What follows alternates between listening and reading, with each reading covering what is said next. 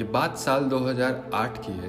एक व्यक्ति बीमार होता है और अपना इलाज कराने के लिए जब हॉस्पिटल पहुंचता है तो डॉक्टर कहते हैं कि तुम्हें थोड़ा ब्लड चढ़ाना पड़ेगा। ब्लड चढ़ाएंगे तो तुम ठीक हो जाओगे। कुछ इसी भरोसे के साथ डॉक्टरों ने उस व्यक्ति को ब्लड चढ़ाया और ब्लड चढ़ाते ही उस व्यक्ति की तबीयत ठीक हो जाती है। कुछ दिन बीतते हैं, उसके बाद फिर से वो बीमार हो जाता है और जब बीमार होता है तब जाकर अपना इलाज कराता है। डॉक्टर साहब कहते हैं कि यह कुछ जांचें हैं, इन जांच को आप कराइए, उसके बाद फिर मिलते हैं। जब जांच कराई जाती है तो पता चलता है कि उस व्यक्ति को HIV पॉजिटिव हो चुका है, उसको एड्स की बीमारी हो चुकी है। और जैसे ही वो एड्स की बीमारी के बारे में उसको पता चलता है तो उसके पैरों तले ज़मीन खिसक जाती है। बाकी की जो ज़िंदगी थी उसकी अब ज़िंदगी काटनी थी, सिर्फ और सिर्फ दवाइयों के सहारे। अब दवाई खाएगा तो जिंदा रहेगा और दवाई नहीं खाएगा तो जिंदा नहीं रहेगा। दवाई खाता था और अपने आप को जीवित रखने की लगातार कोशिश कर रहा था और इसीलिए जब उसको HIV पॉजिटिव हो जाता है तो वो शादी ना करने का फैसला लेता है। लेकिन एक लड़की उसकी ज़िंदगी में ऐसे आती है, उस लड़की के साथ रहता है और साथ साथ रहने के बाद बहुत सारे जो काम होते हैं वो भी सब करता है। लेकिन एक ऐसी खबर पूरे हिंदुस्तान को ही नहीं बल्कि पूरी दुनिया में फैल जाती है कि इस खबर ने पूरे इंसानियत पर कई तरह के सवाल खड़े कर दिए और यह एहसास करा दिया है कि इस दुनिया में कोई किसी का नहीं होता। ज़रा सी मुसीबत आती है तो जो लोग अपने होते हैं वो तो साथ छोड़ते छोड़ते हैं, लेकिन जो गैर होते हैं वो कहीं दूर जाकर खड़े होते हैं। कहानी आज की कुछ ऐसी ही है जो आपको झकझोर देगी, आपको परेशान कर देगी, आपको सन्न करने पर मजबूर कर देगी। आज की जो सच्ची घटना मैं आपको सुनाने जा रहा हूँ, यह सच्ची घटना है महाराष्ट्र प्रदेश के शहर बम्बई की। और मुंबई में लगा हुआ एक मीरा रोड कस्बा है। यहाँ पर गीता नगर है और गीता नगर में एक आकाशदीप सोसाइटी है। दरअसल आकाशदीप सोसाइटी के माले नंबर 7 पर एक लड़का रहता है जिसका नाम है सोमेश श्रीवास्तव। सोमेश श्रीवास्तव 5 जून 2023 की शाम के आसपास जब वो अपनी ड्यूटी से अपने घर आता है, घर आने के बाद अपनी मम्मी से कहता है कि मम्मी घर में किसी तरह की बदबू आ रही है, दुर्गंध आ रही है। मेरे तो समझ में नहीं आता है कि आखिरकार तुम लोग ध्यान भी नहीं देते। उसकी माँ और सोमेश दोनों मिलकर अपने घर की तलाशी लेने की कोशिश करते हैं, यह देखने की कोशिश करते हैं कि कहीं कुछ खाकर चूहा मर तो नहीं गया। चूहा सड़ रहा होगा शायद, इसीलिए दुर्गंध आ रही है। जब अपने घर की पड़ताल करते हैं तो सब क्लियर हो जाता है, दुर्गंध अपने घर से नहीं बल्कि कहीं और से है। रात होती है, वो सोता है, खाना खाता है, अगले दिन निकलता है फिर ड्यूटी के लिए।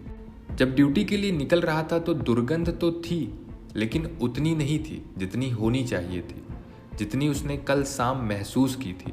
अब उसके बाद वो अपनी ड्यूटी पर जाता है, फिर वापस लौटकर शाम को आता है, तब भी दुर्गंध थी।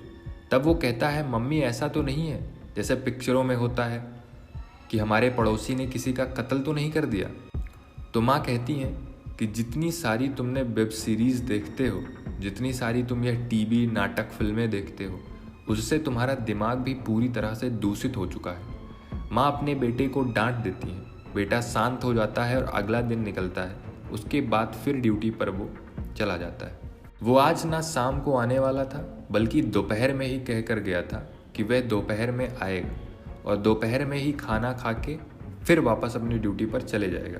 दोपहर में आता है तो बहुत ज़्यादा दुर्गंध हो रही थी और यह 7 तारीख का वाक़या होता है। 7 तारीख आ जाती है, 5 तारीख से उसको बदबू आने का सिलसिला शुरू होता है, लेकिन दोपहर में जब वो आता है तब कहीं ज़्यादा दुर्गंध थी। तभी अपनी माँ से कहता है कि कुछ ना कुछ तो गड़बड़ है और तुम जाकर पड़ोसी से पता करो। तभी वो उसकी माँ कहती हैं कि तू खुद जाकर पड़ोसी से बोल दे कि तुम्हारे घर से बदबू आ रही है, दुर्गंध आ रही है, शायद तुम्हारे घर में चूहा मर चुका है। मेन गेट पर ही तो लड़का जाकर दरवाज़ा खटखटाता है। अंदर से किसी तरह की आवाज़ नहीं आती कि वो दोबारा दरवाज़ा खटखटाता है। तब अंदर से आवाज़ भी आती है और जो अंदर है व्यक्ति, उसने दरवाज़ा नहीं खोला बल्कि एक आवाज़, एक अलग तरह की, जैसे हम कभी डीओ लगाते हैं उसके अंदर से सीख की आवाज़ निकलती है, और या फिर कभी हिट छिड़कते हैं, तो जो आवाज़ निकलती है वो लड़का समझ ही नहीं पाया कि आखिरकार मामला क्या है। 10-15 मिनट उस दरवाजे के बाहर खड़ा रहता है और इंतज़ार करता है कि दरवाज़ा खुलेगा और वो बातचीत करेगा, लेकिन दरवाज़ा खुलता ही नहीं है। और वो यहाँ से जब अपने घर की तरफ जाता है तो कुछ ही देरी के बाद पता चलता है कि वह व्यक्ति वहाँ से निकल रहा था। तुरंत वो दौड़ के जाता है कि सुनो अंकल जी, आपके घर से दुर्गंध आ रही है, आप देखते क्यों नहीं हो? बहुत ज़्यादा दिक्कत परेशानी हो रही है, क्या मामला है? कहीं कोई चूहा तो नहीं मर गया?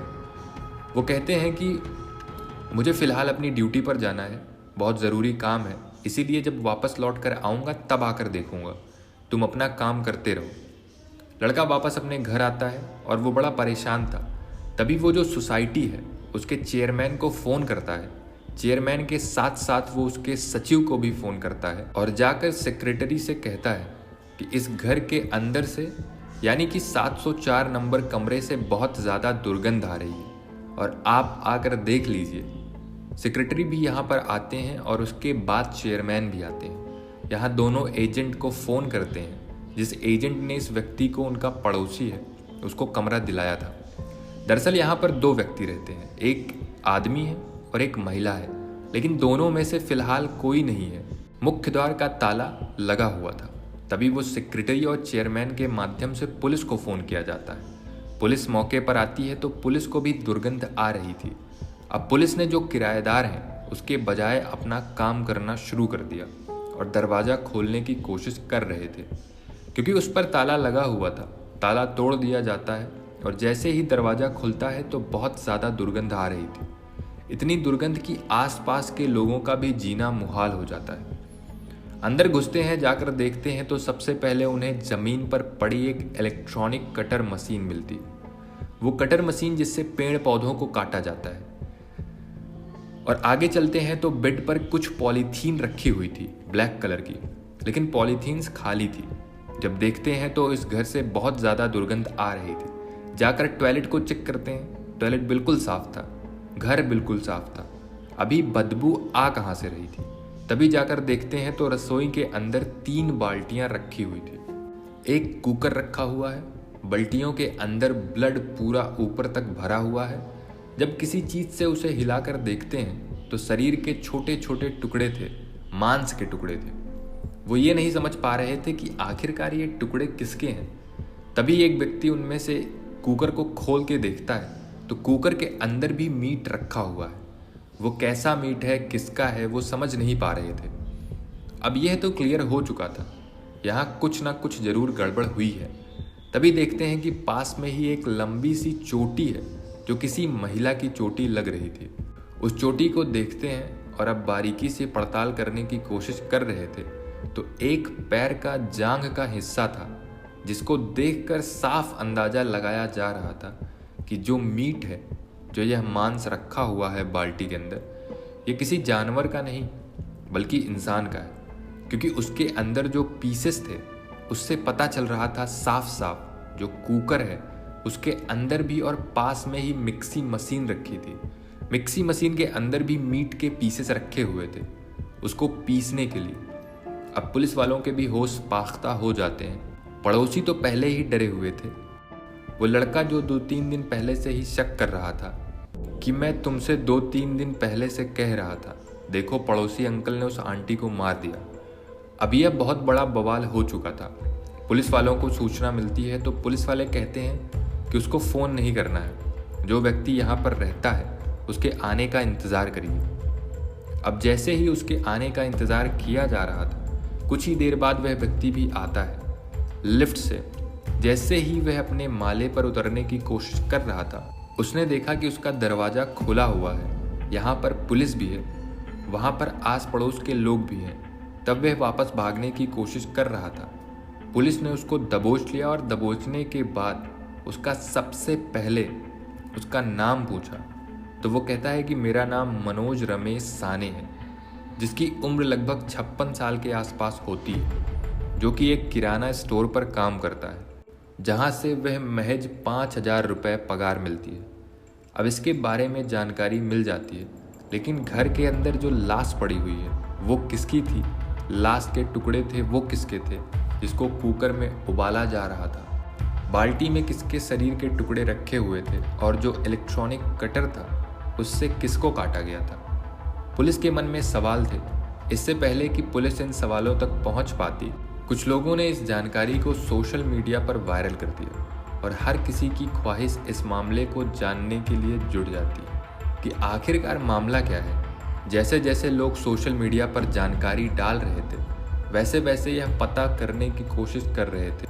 हर एक व्यक्ति अपने तरीके से इसे बताने की कोशिश कर रहा था। वो पुलिस के पास तक अभी पहुंचा नहीं था कि पता चलता है कि 56 साल के एक व्यक्ति का उससे कम 25 साल छोटी सरस्वती वैद्य से अवैध संबंध थे। वह लिव इन रिलेशनशिप में लगभग 3 साल से इसी फ्लैट के अंदर रह रहे थे। अब इसके बारे में और जानकारी जुटाने की कोशिश करते हैं तो पता चलता है कि ये लड़की अनाथ आश्रम में रह रही थी और अनाथ आश्रम से ही इसको बेटी बनाकर अपने घर पर लेके आया था। तो वहीं पर उसके साथ यह शारीरिक संबंध बनाता था, उनकी लिव इन रिलेशनशिप में रह रहा था। पुलिस अलग अलग एंगल पर जांच करना शुरू कर देती है तो दिन आगे बढ़ने लगते हैं। क्योंकि शरीर की महज थोड़े बहुत टुकड़े बचे थे, उन टुकड़ों से कैसे पता चलता। पुलिस इससे और पूछताछ करती है तो पूछताछ करने पर यह बताता है कि मैंने इसकी हत्या नहीं की है, बल्कि 3 जून 2023 को जब घर आता है तो यह आंगन में मरी हुई पड़ी मिलती है। इसके मुंह से झाग निकल रहे थे। जरूर इसने कुछ खाकर अपनी जीवन लीला को हमेशा के लिए ख़त्म करने की कोशिश की थी। अब यह बात कहीं पुलिस को ना पता चल जाए, यह बात किसी इसके आसपास के लोगों को पता ना चल जाए, इसीलिए उसने लाश को ठिकाने लगाने की कोशिश कर रहा था। वो सीधा बाजार जाता है, बाजार से इलेक्ट्रॉनिक कटर मशीन लेके आता है, उसको शरीर को सीधा बाथरूम के अंदर लेके जाता है। बाथरूम के अंदर ले जाने के बाद उसके शरीर के छोटे छोटे पीसेस करता है, टुकड़े करता है और उन टुकड़ों को बाल्टी के अंदर भर देता है और वो बाल्टियों को अपना रखता है रसोई के अंदर। और जैसे जैसे उसको मौका मिल रहा था वैसे वो मिक्सी में पीसता था। सुबह के वक्त वो उठता था और उठने के बाद कुछ थैलियों में भरकर उस महिला के जो उसकी प्रेमिका होती है, गर्लफ्रेंड होती है, उसके शरीर के टुकड़ों को ले जाकर बाहर जो स्ट्रीट पर कुत्ते होते हैं उन कुत्तों को वो पीस खिलाता है, कभी उबाल के खिलाता है।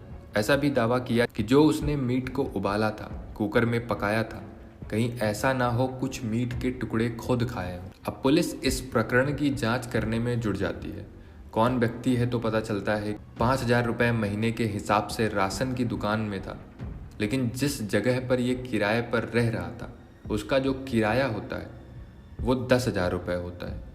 एक व्यक्ति जो 5,000 रुपये महीने कमाता है 10,000 रुपये किराया दे रहा है। जो घर में एक लड़की रहती है सरस्वती वैद्य, जिसकी उम्र 32 साल है, उसका खर्चा भी चलाता है। तो आखिरकार इसके सोर्सेस ऑफ इनकम क्या हैं?